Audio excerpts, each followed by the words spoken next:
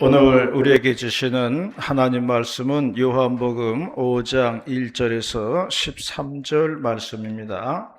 신약성경 요한복음 5장 1절에서 13절 말씀 한 절씩 교독을 하시겠습니다.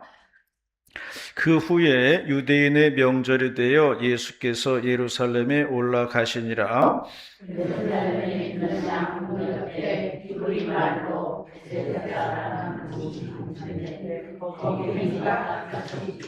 그 안에 많은 병자, 맹인, 다리 저는 사람, 혈기 많은 사람들이 누워 물의 움직임을 기다리니 이는 천사가 가끔 그새 내려와 물을 움직이게 하는데 움직인 후에 먼저 들어가는 자는 어떤 병에 걸렸든지 낫게 되리로라. 거기 38해 된 병자가 있더라. 예수께서 그 것을 보시고 병이 벌써 오래된 줄 아시고 이르시되 내가 낫고자 하느냐. 병자가 대답하되 주여 물이 움직일 때에 나를 못에 넣어주는 사람이 없어. 내가 가는 동안에 다른 사람이 먼저 내려가나이다. 예수께서 이르시되 일어나 내 자리를 들고 걸어가라 하시니 그 사람이 곧 나와서 자리를 들고 걸어가니라. 이날은 안식일이니 유대인들이 병 나은 사람에게 이르되 안식일인데 내가 자리를 들고 가는 것이 옳지 아니하는가. 대답하되 나를 낫게 한 그가 자리를 들고 걸어가라 하더라 하니 그들이 묻되 너에게 자리를 들고 걸어가라 하는 사람이 누구냐 하되 함께 봅니다. 고침을 받은 사람은 그가 누구인지 알지 못하니 이는 거기 사람이 많으므로 예수께서 이미 피하셨습니다. 아멘. 우리 교회는 이제 에어컨을 켜는 그런 시즌이 되면은 이제 자리 이동이 시작이 됩니다. 우리나라 명절인 설날이나 추석 되면 민족 대이동이 일어나죠. 우리 교회는 여름에 에어컨이나 선풍기를 켜는 계절이 되면은 자리 대이동이 이제 시작이 됩니다. 에어컨이나 선풍기 바람 싫어하시는 분들이 있거든요. 또 건강과도 또 관련이 되어 있어요. 그런 분들은 이제 바람의 영향을 적게 받는 쪽으로 가서 앉으시기를 바라고요. 또 열이 많은 분들이 있어요. 에어컨이 필요하고 바람이 필요하신 분들이 있습니다. 그런 분들은 그런 쪽으로 이렇게 시원한 쪽으로 앉으시기를 바라겠습니다. 저는 이거 매우 잘하는 일이라고 생각을 해요. 뭐 건강관리 차원도 있고요. 또 옛날에는 자리가 불편해도 꼼짝 못하고 앉아 있어야 했습니다. 그때는 시대가 획일적인 시대였어요. 그러나 현대는요, 개인의 의사를 존중합니다. 그래서 현대 사회는 획일성이 아니라 다양성을 존중하는 시대예요. 그래서 그러한 방향으로 가는 것이 맞는 방향이다, 그렇게 생각을 합니다. 대중교통을 타보면요, 옛날하고 많이 달라졌다는 걸 알 수가 있어요. 옛날에 버스를 타보면요, 손잡이 잡는 게 다 일정했습니다. 이렇게. 그러니까 서서 가는 사람들이 손잡이를 잡고 가는데 다 같은 높이에 설치되어 있어요. 그러니까 타는 사람이 알아서 잡으라는 거예요. 그런데 요즘은요, 다 다르게 되어 있어요. 키 작은 사람은 줄 길게 내려와 있는 거 잡으면 되고요. 또 키 큰 사람은 짧게 내려와 있는 거 잡으면 되고요. 다 키에 맞춰가지고 손잡이가 다르게 되어 있더라고요. 사람에 대한 배려라고 생각을 해요. 지하철도 마찬가지입니다. 지하철 칸칸마다 에어컨 온도가 달라요. 그래서 시원한 곳을 원하면 그쪽으로 가면 되는 거예요. 그쪽 칸 타면 되는 거예요. 나는 에어컨 싫다 그러면 온도가 좀 높은 쪽으로 이제 칸으로 가면 되는 겁니다. 나는 이것이 선진국 마인드라고 생각을 합니다. 사람들의 다양성을 인정하고 거기에 맞게 배려하는 사회가 선지국 마인드예요. 우리 교회도 제한된 공간이지만은 여름철에는 자신에게 맞는 자리로 이동을 하시기를 바랍니다. 자리가 편해야 예배도 은혜롭게 드릴 수가 있는 거예요. 자리가 편해야 예배도 잘 드리는 거예요.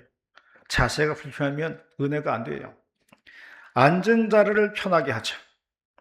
허리들도 안 좋으신데 건강과 은혜를 동시에 잡는 여름철 예배가 되시기를 바라겠습니다. 오늘 봉독한 말씀은 베데스다 연못에서 되어진 일입니다. 오늘 본문을 통해서 6월달 첫째 주일에 주시는 하나님 말씀 듣도록 하겠습니다. 첫 번째 말씀하는 것은 사람은 희망을 가지고 살아야 한다 말씀하고 있습니다. 6절 말씀입니다. 6절 말씀 시작. 예수께서 그 누운 것을 보시고 병이 있어서 배를 들라 하시고 이르시되 내가 낫고자 하느냐. 체스윅이라는 수영 선수가 있었습니다. 이 사람이 영국 해협인 바다를 수영으로 이제 건너간 사람인데요. 도전을 한 겁니다. 우리나라의 그 조련 선수가 대한해협을 수영으로 건너갔잖아요. 그런 도전이었어요. 그런데 이 사람이 몇 시간의 수영 끝에 중간에 포기를 하게 됩니다. 체력도 바닥이 났고요. 기상 상태도 아주 안 좋았어요. 그래서 포기를 하고 배에 올라왔는데 목적지까지는 불과 50m도 채 남지 않았더라는 거예요. 결국 체스웍은 50m를 남겨두고 이제 포기를 한 건데요. 너무나 아쉬워서 체스윅은 다음에 또 도전을 합니다. 이번에도 마찬가지로 목적지를 50m 남겨두고 어려움이 찾아왔어요. 체력도 바닥이 나고 기상 상태도 안 좋았습니다. 그런데 체스윅에는 희망이 있었어요. 그게 뭐냐면 앞으로 목적지까지는 50m밖에 안 남았다는 거예요. 이게 그의 희망이었습니다. 이게 체스윅에게 힘을 준 거예요. 그래서 힘들고 어려움이 있었지만 조금만 더 힘을 내자는 마음으로 나아갔을 때 결국 성공할 수 있었다는 그러한 말씀입니다. 이 이야기가 우리에게 알려주는 것은 뭐냐면 우리가 살아가는 데에는 희망이 필요하다는 거예요. 희망이 있으면은 그것 때문에 힘들고 어려워도 이길 힘이 생긴다는 거예요. 그러므로 희망은 우리가 살아가는 데 있어서 힘을 주는 에너지다라고 이야기를 하는 것입니다. 우리가요, 인생의 구간을 쭉 펼쳐놓고 이제 살펴보면은 행복했던 인생의 구간이 있고요, 또 불행했던 인생의 구간이 있어요.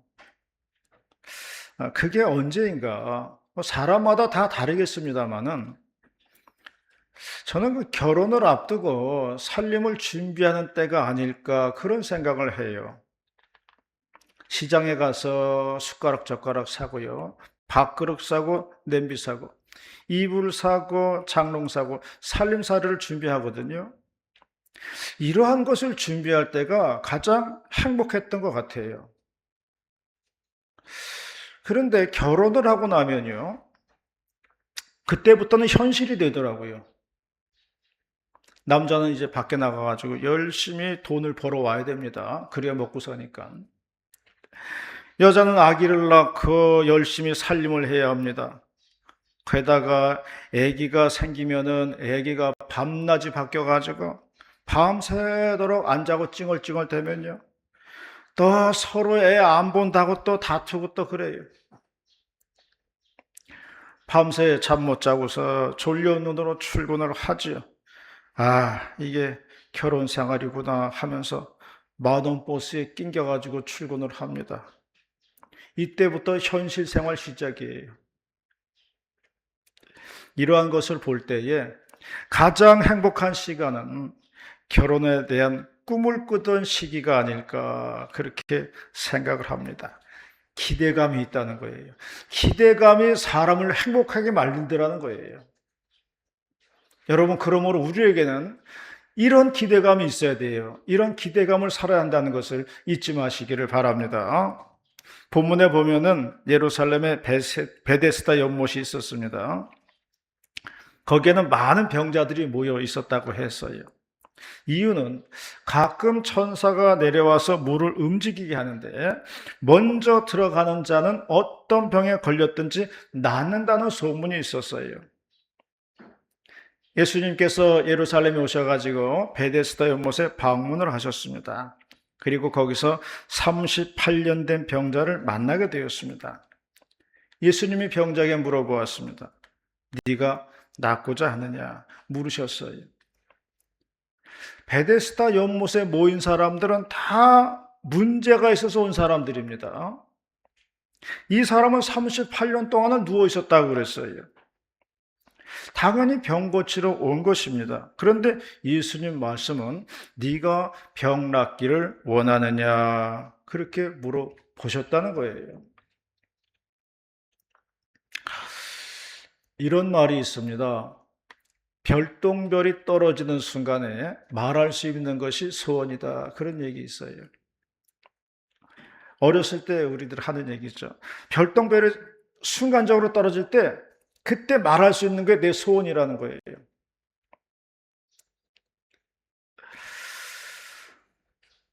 이거 얘기할까? 저거 얘기할까?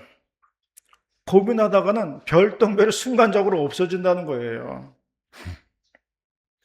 그러므로 지금 하나님께서 말하기를 네가 원하는 것이 무엇냐고 물어볼 때에 이것이라고 말할 수 있어야 한다는 거예요. 그게 진짜 내 소원이라는 겁니다. 아, 이거 말할까? 저거 말할까? 뭐 말할까? 고민하는 것은요, 소원이 아니에요. 지금 베데스다 연못에 38년 된 병자는 희망을 잃어버린 사람입니다. 너무 병이 오래되니까 그냥 무뎌지고 말았어요. 그래서 포기 상태가 된 거예요. 그러므로 예수님께서 말씀하신 네가 낫고자 하느냐 이 말은 너는 희망을 버리지 말아라 그런 이야기예요. 낫고자 하는 희망을 버리면 안 된다는 그런 말씀이에요. 네 소원이 뭐냐고 얘기했을 때 물어보았을 때 대답할 수 있어야 된다는 거예요. 뭐라고 말할 수 있어야 된다는 거예요. 나이가 들어서도 계속 배우시는 분들이 있더라고요. 또 나이가 들어서도 계속 여행을 다니시는 분들도 있어요. 저는 좋은 현상이라고 생각을 합니다. 새로운 것을 배울 때 도전 정신이 생겨요. 새로운 여행지를 가면은 사람들 마음속에 기대감이 생깁니다. 우리 마음속에 그런 것들이 필요한 거예요. 이러한 마음들이요, 우리의 인생을 활기차게 만든다는 거예요. 언젠가 제가 서울의 공원길을 걷게 되었는데 공원 벤치에 세 분의 할아버지가 앉아 계셨어요. 옆에다가 지팡이 3개 놓고서 세 할아버지가 벤치에 앉아가지고 하염없이 앞을 보고 앉아 계셨습니다. 나는 지나가면서 그 모습을 봤는데 보는 내가 갑갑함을 느꼈어요. 저 할아버지들은 하루 종일 저렇게 얼마나 앉아서 지루할까 그런 생각이 들더라고요. 하루 종일 먼 산만 보고 앉아 계시는 거예요. 숨 막히는 일입니다. 그러므로 우리는 꿈과 희망을 가지고 살아야 한다는 것을 잊지 마시기를 바랍니다. 사도행전 2장 16절에 말씀을 했습니다. 말세에 내가 내 영을 모든 육체에 부어주리니 자녀들은 예언할 것이요 젊은이들은 환상을 볼 것이요 늙은이들은 꿈을 꿀 것이다. 그렇게 말씀을 했습니다. 하나님의 영인 성령이 임하면 달라진다는 것입니다. 소망을 품게 되고 희망을 가지게 된다는 것입니다. 그리고 꿈과 희망을 쫓아가지고 열심히 노력을 하게 되어 있다는 것입니다. 그러므로 우리 마음속에는 하나님의 영으로 충만해야 한다는 것입니다. 그러면 밝고 긍정적인 에너지가 생긴다는 것입니다. 오늘도 하나님의 영으로 삶의 희망을 갖고 우리의 삶을 긍정하는 우리 모두가 다 되시기를 바라겠습니다. 두 번째로 말씀하는 것은 우리의 삶에는 많은 장애물이 있다는 것입니다. 7절 말씀입니다. 7절 말씀 시작. 주여 우리 집에 나를 곳에 넣어주는 사람이 없어 내가 가는 동안에 다른 사람이 먼저 내려 나가리라. 38년 된 병자의 장애물입니다. 천사가 내려왔을 때 물이 동한다고 그랬어요. 그럴 때 먼저 들어가는 자는 무슨 병이든지 낫는다고 했습니다. 그래서 사람들이 그때를 기다렸다가 열심히 달려갔지만 나보다 먼저 들어가는 사람이 있다는 거예요. 그래서 이 사람은 번번이 실패를 했습니다. 계속되는 실패가 이 사람에게는 좌절을 안겨주었어요. 결국 포기 상태가 된 것입니다. 내 인생에서 오는 장애물들이 나의 꿈을 꺾어버릴 때가 있다는 것이에요. 이스라엘 백성들이 애굽에 내린 10가지 재앙을 기회로 해가지고 출애굽을 하게 되었거든요. 목적지는 젖과 꿀이 흐른다는 가나안 땅입니다. 하나님 말씀에 순복을 해가지고 발걸음을 옮겼어요. 그런데 저들 앞에 놓인 현실은요, 40년 광야 생활입니다. 이것은 애굽의 노예 생활보다도 더 힘든 거였어요. 그래서 백성들이 하는 말이 차라리 애굽에 있었으면 더 좋았을 것을, 그런 말을 다 했어요. 백성들이 광야 생활이 힘들 때마다 과거를 회상을 했습니다. 그냥 애굽에 있었으면 더 좋았는데, 그런 말을 했어요. 백성들이 하는 원망이 이거예요. 왜 하나님 뜻을 따라가지고 나왔는데 더 고생길이냐는 거예요. 하나님의 뜻에 순종하고 나왔으면 탄탄대로가 열려야 되는 건 아니냐는 거예요. 왜 더 가시밭길이냐는 거죠. 왜 고난길이 나오느냐는 거예요. 그래서 우리의 인생길은요, 꼭 장애물 경기와 같다는 거예요. 저도 신학을 하기로 다짐을 하고요, 주의 종의 길에 들어섰는데 앞이 캄캄하더라고요. 길이 보이지 않더라고요. 그래서 수없이 고민하고 방황을 하는 시간이 있었습니다. 내가 이거 바르게 선택을 한 건가? 내 이 길이 맞는 길인가 이게? 그러면서 공부하는 거예요. 제가 보기에는요, 신학을 하는 사람들 4년 동안 감사하면서 공부하는 기간이 아니더라고요. 이 길이 맞는지 틀린 건지, 내가 가는 게 옳은 건지 잘못된 건지, 이거 고민하면서 4년 보내더라고요. 그러므로 우리 인생길에는 많은 장애물이 있다는 것을 잊으면 안 됩니다. 하나님의 뜻대로 걸어가는 길에도 장애물이 있다는 것을 잊으면 안 됩니다. 그래서 중간에 때려치고 싶은 순간도 있는 거예요. 그러나 참으시기 바랍니다. 주님을 위해서 참으면 하늘의 상급이 크다고 했어요. 조금만 참고 견디면 하나님의 뜻이 이루어진다고 했습니다. 잠깐 참고 견디면 된다는 거예요. 그럴 때에 하나님의 뜻이 이루어진다는 것을 믿으시기 바랍니다. 신약 성경에 있는 사도 바울의 서신을 읽어보면요, 사도 바울도 엄청 반대를 받았더라고요. 천하의 사도 바울인데도 사람들한테 비판을 많이 받았어요. 그런 거 보면요, 참 놀라워요. 아니, 사도 바울 같은 분도 어떻게 그 비난을 받을 수 있을까? 사도 바울이 받았던 비판은 이거예요. 바울은 사도권이 없다는 거예요. 열두 제자가 아니기 때문에 사도권이 없다는 비난받고 살았어요. 사도 바울은 글은 잘 쓰는데 말이 시원치가 않다는 거예요. 뭐 편지를 받아보면 글은 잘 써요. 근데 직접 얘기하면 말이 시원치가 않다는 거예요. 옛날 성경에는 말이 졸하다 그렇게 표현되어 있어요. 지금은 시원치가 않다 그렇게 표현되어 있어요. 그리고 무슨 병이 있다 그랬어요. 이런저런 이유가 다 비난거리였습니다. 성경을 읽어보면요. 아, 사도 바울께서도 고생을 참 많이 했구나. 그런 생각 절로 들어요. 위로가 되더라고요. 동정이 가더라고요.